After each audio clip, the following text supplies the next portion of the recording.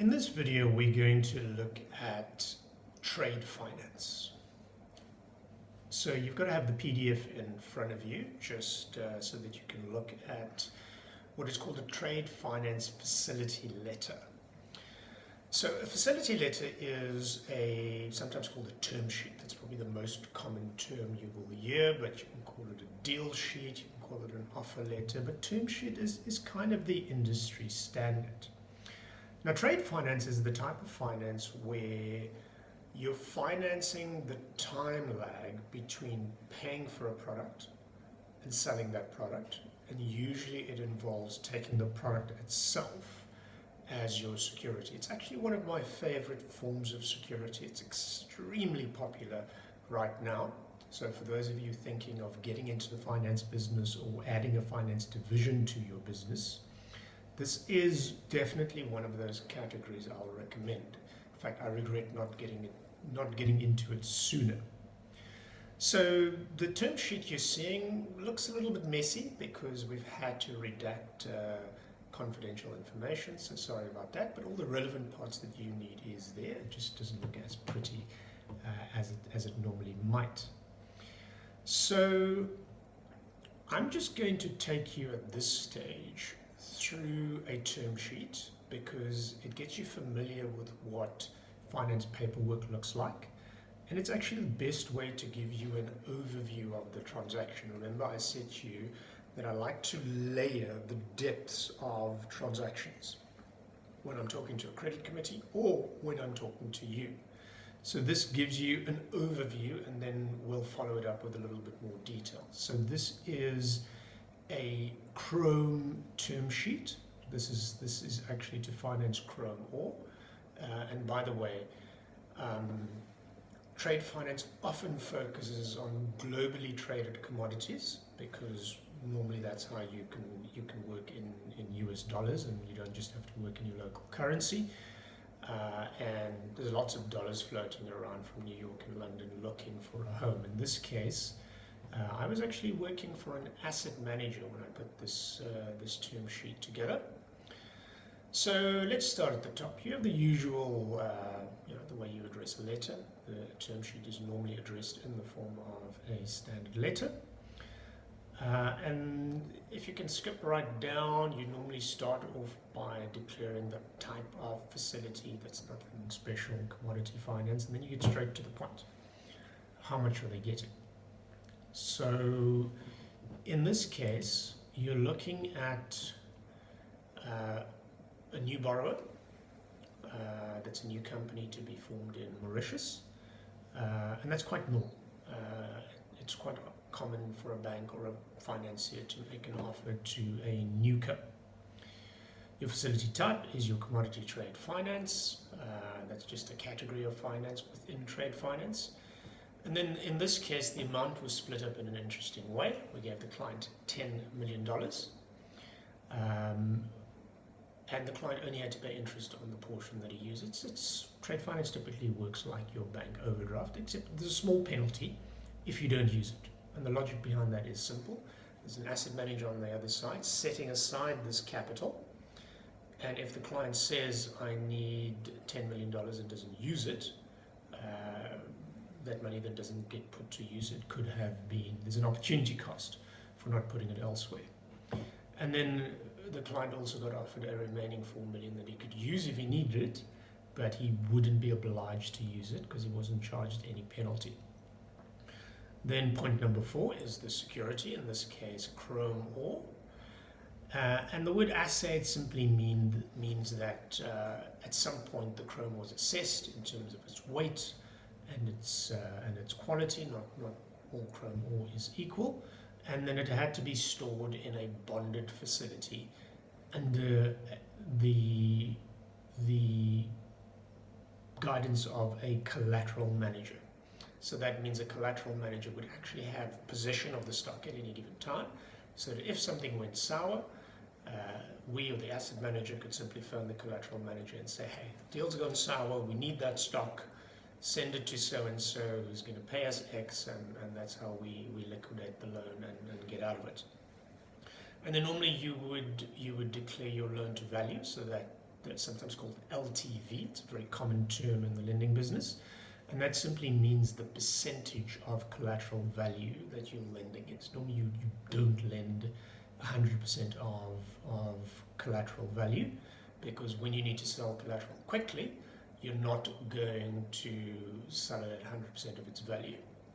So in this case, we were prepared to give the client 72% of its market value initially, and then once it was shipped, in other words, once it was on a ship, in this case Durban, and the ship sailed, we're prepared to go up to 90%, because now everything's done, it's on its way to the client, we're just waiting for the letter of credit for the bank to pay, and we'll increase up to 90%, because now it's really just admin. The interest rate is 11% in this transaction, and that's quite a lot. It's quite a high interest rate as far as US dollars are concerned, but also pretty normal in terms of what somebody in New York or London wants to get for their money in exchange for sticking it into Africa. We charge the client a 2.5% facility fee. That's roughly market related, and that's what you can look forward to as a fee if you did a deal of this size. And you can do the math. 2.5% of $10 million is pretty decent in terms of a reward for your professional time, and of course that would normally get shared, because often there's somebody who referred you the deal and you're promising them 10 or 20%, but still a very decent return if this is the kind of business you want to get into. As for the term, it would be a 12-month facility, just like a bank overdraft. If you read the fine print in your bank overdraft, it's a 12-month facility that gets renewed annually. And just in case you're wondering, yes, that does mean you get to charge another 2.5% with every year that passes. That is also quite normal. Again, why I like that kind of business, you'd normally agree, point number 9, with the client on when his first drawdown from the loan will be. And then you declare transactional charges. There'll be some money as money gets transferred overseas, and there'll be some minor costs and so on. And you just want to be clear with the client that they've got to pay that. And as is typical, point number 11 with any bank, you pay the legal documentation. The borrower pays the legal documentation. Then there's, in point number 12, there's just other forms of security that you don't want your client to forget about. The cession of debtors, very important. The debtor, as soon as stock is sold, there's an obligation on the part of the client's customer to pay him. So you just want to make sure that you have a legal claim over that, just in case. And then the cession of all proceeds under a letter of credit. Again, there's an obligation from the customer of your client's bank to pay you. You want to make sure that you have a claim over that. Cession of a cash account operated for the purpose of receivables. That simply means that if anything happens, you can go into the client's bank account and take all the cash to make sure the loan is settled. It's easier said than done, but at least you want to establish the legal right. I just remember from my days at a bank, as a bank manager, if somebody ever sent me a letter saying they've got a claim over my client's account, I'd just ignore it, because as a banker, I don't want to get involved in disputes between a client and a non-bank lender. So it's a small complication, but nevertheless, it must be in there. And then a guarantee, sometimes called a suretyship, it's redacted, but Mr. A had to sign a personal guarantee, and then there was another company in the group that we also wanted a guarantee or a suretyship from. And then normally in a letter like this, you'd have conditions precedent. That's number 13.